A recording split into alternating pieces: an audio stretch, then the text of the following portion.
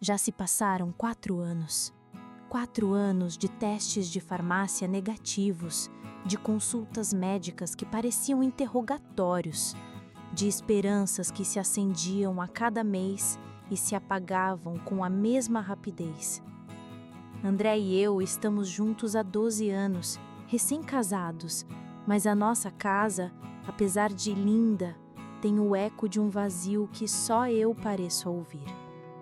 A maternidade para mim não é apenas um desejo, é a razão pela qual eu respiro.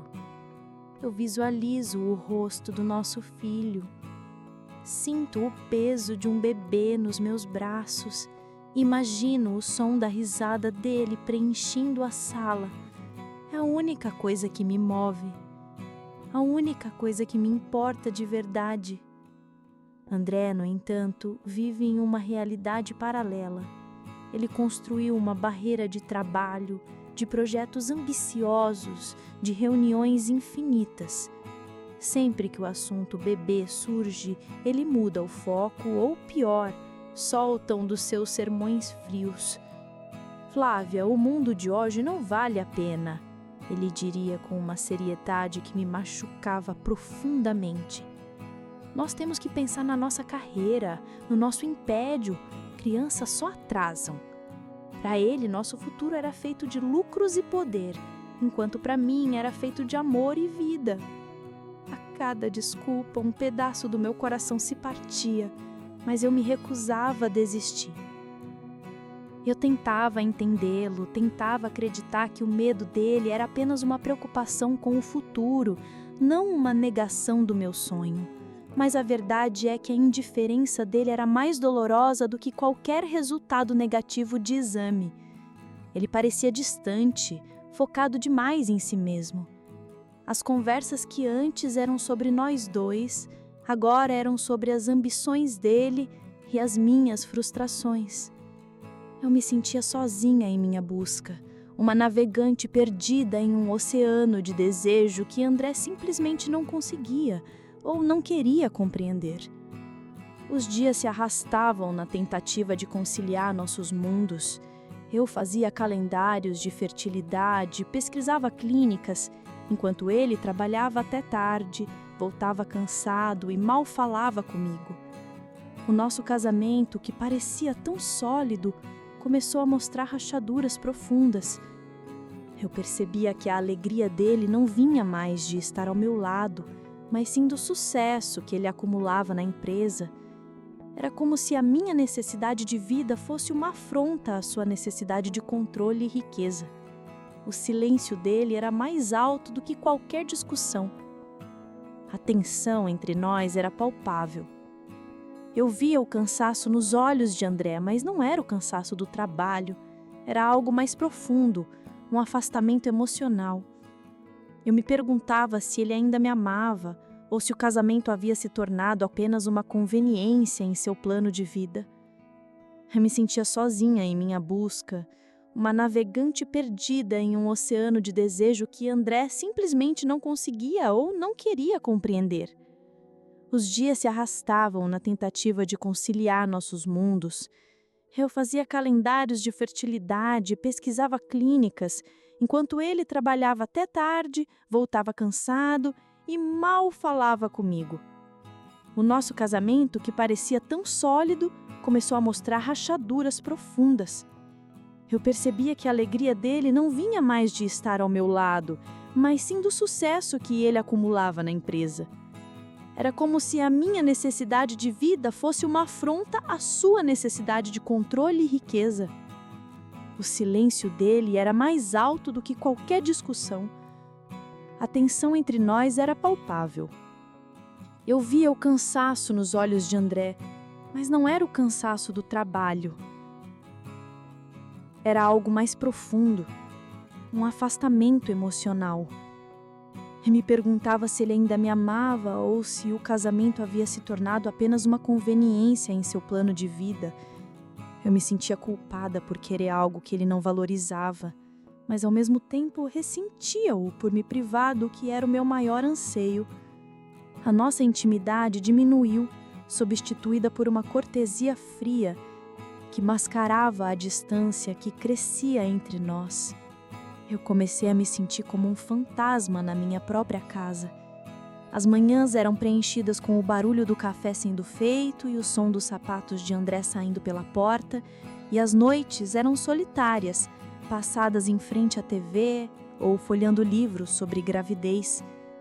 Eu sabia que precisávamos conversar de verdade, enfrentar a situação. Mas o medo de ouvir um não definitivo me paralisava. Eu preferia a ilusão de que ele mudaria de ideia do que a realidade da sua indiferença. A nossa relação se tornou uma dança dolorosa de expectativas não atendidas. Eu dava tudo de mim, tentando manter a chama acesa, planejando jantares românticos e escapadas de fim de semana, mas ele sempre parecia arranjar uma desculpa. Estou muito ocupado, Flávia, ou não posso me desconectar agora. Era sempre o trabalho, sempre o futuro financeiro, nunca o presente emocional. Eu sentia que estava perdendo meu marido para o sucesso que ele tanto buscava. E o pior, sentia que ele não se importava. A dor de não conceber se misturava com a dor da rejeição. Eu olhava para outras mães, para famílias em parques, e a inveja me consumia. Porque era tão fácil para os outros e tão impossível para mim? E por que André, a pessoa que eu mais amava, parecia ser a maior barreira entre mim e o meu sonho? Eu comecei a questionar tudo. Se eu era a pessoa certa para ele e se ele era a pessoa certa para mim. A nossa história, antes cheia de promessas, agora parecia um livro que eu não sabia mais como terminar. Eu me lembrava dos dias em que ele falava do futuro com brilho nos olhos, quando nossos sonhos se alinhavam. Mas esse André havia sumido, substituído por um homem ambicioso e distante. Ele se tornou um estranho em nossa própria cama. Eu chorava em silêncio à noite, tentando abafar os soluços para que ele não me ouvisse. Eu queria que ele me visse, que ele me entendesse. Mas ele estava muito ocupado construindo seu império para notar que o nosso estava desmoronando. A cada dia me sentia mais invisível. A indiferença de André começou a se manifestar de formas que eu não podia mais ignorar. O celular dele se tornava uma extensão de seu corpo, sempre na mão, sempre com a tela virada para baixo. Ele se trancava no escritório para atender ligações e as desculpas para os atrasos no trabalho se tornaram cada vez mais elaboradas. Eu me peguei fazendo coisas que nunca imaginei, verificando o extrato do cartão de crédito, notando o cheiro de um perfume diferente em suas roupas. O instinto me dizia que algo estava errado, mas a minha mente lutava para negar a possibilidade de traição. Houve uma noite em particular que me marcou. Ele chegou em casa depois da meia-noite, visivelmente nervoso. Quando perguntei onde estava, ele disse que a reunião tinha se estendido. Mas seus olhos não me olhavam e a forma como ele segurava a pasta parecia um escudo. Eu senti um frio na espinha. Não era apenas a ausência física, era a ausência emocional completa. Ele estava presente, mas a sua alma estava em outro lugar. A desconfiança começou a corroer o que restava da minha paz. Eu tentei confrontá-lo de maneira sutil. Perguntei sobre o trabalho, sobre o que o estava deixando tão ocupado, na esperança de que ele se abrisse. Ele respondeu com evasivas e irritação. Você tá paranoica, Flávia. Para de me sufocar. A acusação me atingiu como um golpe. Eu não queria ser a esposa controladora, mas a dor da incerteza era insuportável. Eu só queria a verdade, mesmo que ela me machucasse. A cada dia, o homem que eu amava se tornava um enigma. O ponto de virada veio em uma tarde fria de outono. Eu estava arrumando o escritório dele e uma foto caiu de um livro. Não era uma foto nossa. Era uma selfie de André com uma mulher que eu não conhecia. Ela tinha um sorriso radiante e os braços em volta do pescoço dele. Meu mundo parou. Meu coração se acelerou a ponto de eu sentir que ia explodir. A foto era recente e o olhar dele para ela era de uma ternura que ele não me dava em anos. Era inconfundível. Ele estava envolvido com outra pessoa. A mulher na foto era Amanda. O nome estava escrito no verso. A raiva se misturou com a dor mais profunda que eu já havia sentido. As lágrimas vieram sem controle, não apenas pela traição, mas pela hipocrisia. Enquanto ele me dizia que o mundo não valia a pena para ter filhos, ele estava compartilhando sorrisos e intimidade com outra. O vazio que eu sentia na nossa casa agora tinha um nome e um rosto. Eu me senti usada, manipulada, como se todo o meu sofrimento fosse uma piada para ele. O rancor crescia em mim junto com o luto pelo casamento que eu pensava ter. O silêncio que se seguiu foi o pior castigo. Eu sabia e ele agia como se eu não soubesse. A nossa casa, que deveria ser um refúgio, se tornou um campo minado emocional. Eu evitava o contato, evitava conversas, apenas existindo no mesmo espaço que ele. Eu me sentia suja pela mentira e, mais do que tudo, me sentia humilhada. A busca pelo filho, que antes era o centro da minha vida, foi eclipsada pela necessidade de entender como ele pôde me fazer isso. A história se revelou de maneira brutal. Eu soube por um conhecido que André estava frequentando um restaurante específico com frequência. Decidi ir lá. E lá estavam eles, André e Amanda. Sentados numa mesa, ele segurava a mão dela e o que eu vi, em seguida, me destruiu por completo. André estava sorrindo, um sorriso genuíno de alegria. Ele olhava para a barriga dela, que estava visivelmente proeminente, com um olhar de puro êxtase. Amanda estava grávida. A cena me paralisou. Grávida! Ele, que havia dito que não queria filhos comigo, que o mundo era um lugar terrível, estava prestes a ser pai com outra mulher. A hipocrisia era tão vasta que eu mal conseguia respirar. Todo o nosso sofrimento, todas as minhas lágrimas, todo o meu sonho esmagado, tudo foi por causa dessa mentira. Ele não se importava com o mundo, ele não se importava comigo. Ele só queria um filho, mas não queria que fosse meu. Eu saí do restaurante sem ser vista, o ar faltando nos meus pulmões. O caminho de volta para casa foi um borrão. Eu não sentia dor, apenas um vazio gélido. A certeza da traição era apenas um detalhe diante da traição ao nosso sonho. Ele havia me roubado a esperança. E o pior, ele havia encontrado a felicidade que me negou, nos braços de outra pessoa. Minha vida havia se tornado uma farsa, e eu estava prestes a descobrir o quão fundo esse poço ia. A noite em que descobri sobre a gravidez de Amanda foi a mais longa da minha vida. Eu voltei para casa e entrei na cama, fingindo dormir, mas cada batida do meu coração era um grito de dor. Eu mal conseguia respirar. Como ele pôde nos trair dessa forma cruel, usando o meu maior sonho como arma? A imagem dele sorrindo para a barriga dela me assombrava. Eu sabia que a tempestade se aproximava e eu estava totalmente despreparada para a força dela. André chegou em casa tarde, como sempre. Eu o ouvi se arrumar para dormir e deitar ao meu lado. Senti o calor do corpo dele, mas nunca me senti tão fria. A proximidade física era uma tortura. Ele tocou meu ombro, perguntando se estava tudo bem. Eu respondi que sim, com a voz falhando. Eu não queria que ele soubesse que eu já sabia. Não ainda. Eu precisava de um momento para absorver o golpe antes de enfrentar o meu próprio carrasco. O momento do confronto veio na manhã seguinte, mas não da forma que eu esperava. Eu estava tomando café quando André apareceu na cozinha, com a aparência exausta e os olhos inchados. Havia uma solenidade no ar que me fez tremer.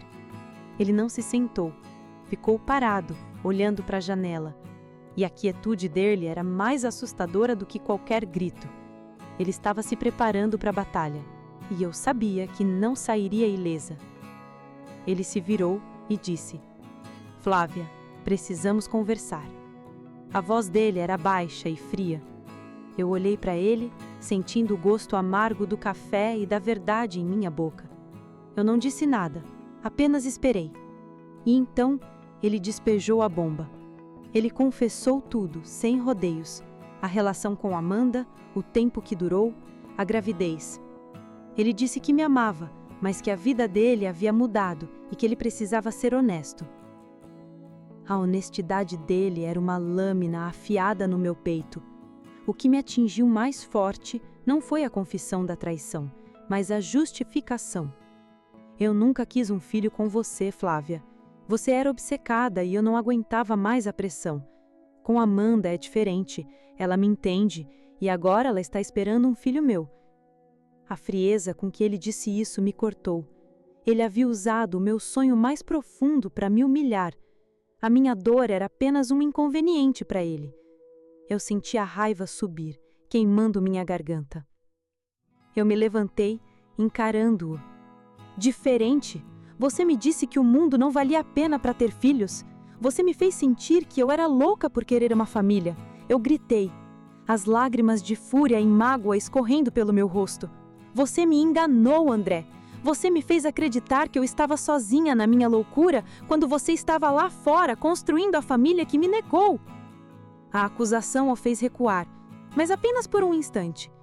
Ele tentou se defender, falando sobre como a vida com Amanda era mais leve, menos cheia de expectativas. Ele disse que sentia muito, mas que precisava seguir o coração. O coração dele, que me deixou à deriva por anos. Ele me disse que estava indo embora, que queria que eu ficasse com a casa e o carro, que ele não queria nada de mim.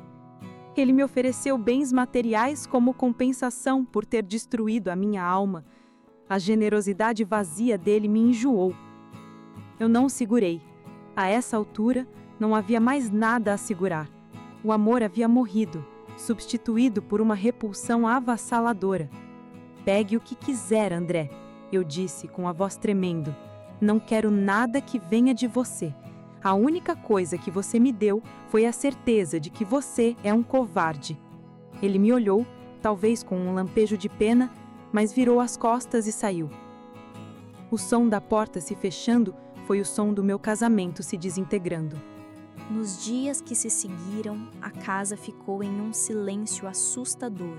O vazio que antes eu sentia pela falta de um filho, agora era preenchido pelo vazio da ausência de André. Mas havia uma diferença. A dor agora era pura e intensa, sem a esperança que me mantinha de pé. Eu me permiti desmoronar.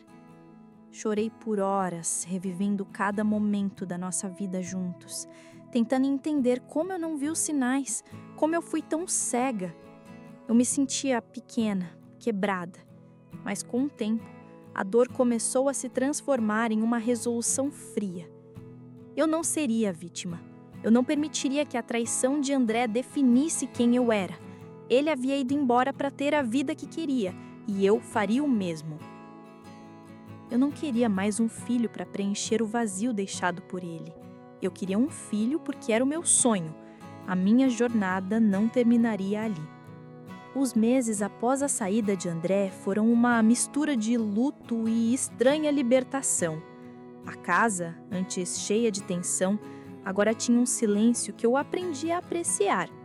Eu estava sozinha, mas não me sentia mais invisível. A dor da traição era um peso constante, mas a clareza sobre quem André realmente era me deu uma força inesperada.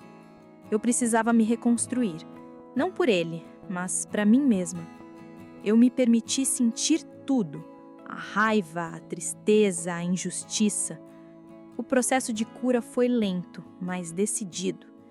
Eu me reconectei com amigos que havia afastado, foquei no meu trabalho e comecei a me redescobrir.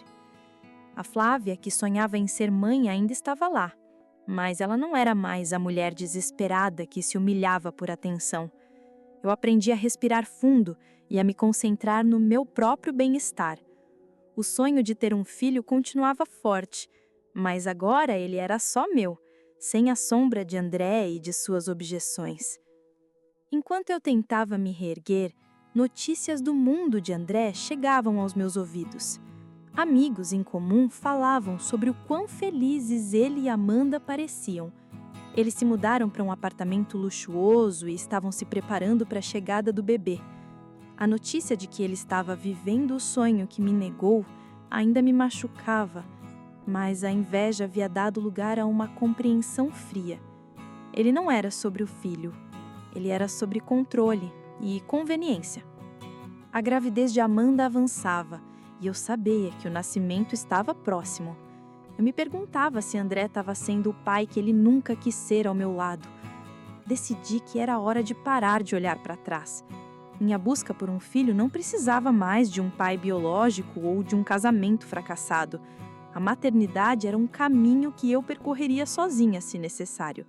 A ideia da adoção, que antes parecia uma alternativa distante, começou a brilhar como um farol. Eu iniciei o processo de adoção com uma nova energia. Cada papel preenchido, cada entrevista, era um passo em direção ao meu sonho. O foco me ajudou a canalizar a dor em algo positivo. A espera era longa e cheia de burocracia, mas eu estava determinada.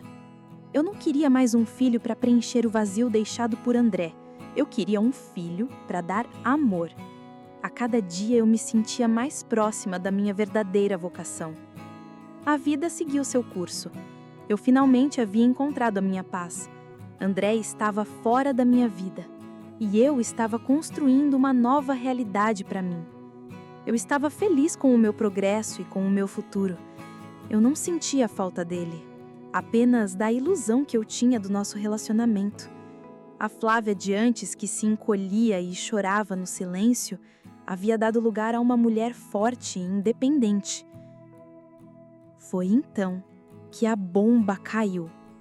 Não era sobre mim, mas sobre ele. Recebi uma ligação de um amigo em comum, a voz tremendo.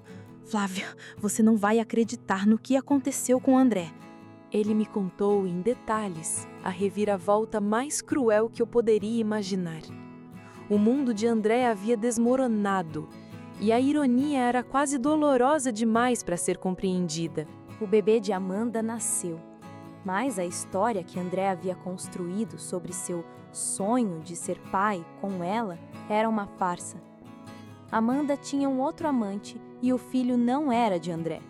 Ela havia manipulado a situação para que ele a assumisse, e quando a verdade veio à tona, o castelo de mentiras de André e Amanda desabou.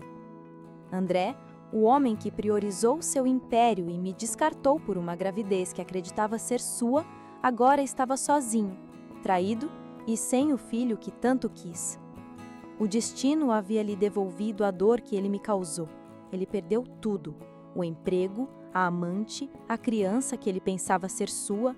Ele estava destroçado, sem chão, e a notícia me atingiu com uma mistura de choque e justiça divina. O golpe final veio quando André, sem ter para onde ir, ligou para mim. Ele estava desesperado, chorando, pedindo perdão. Ele disse que havia cometido o maior erro da vida dele e que queria voltar para mim.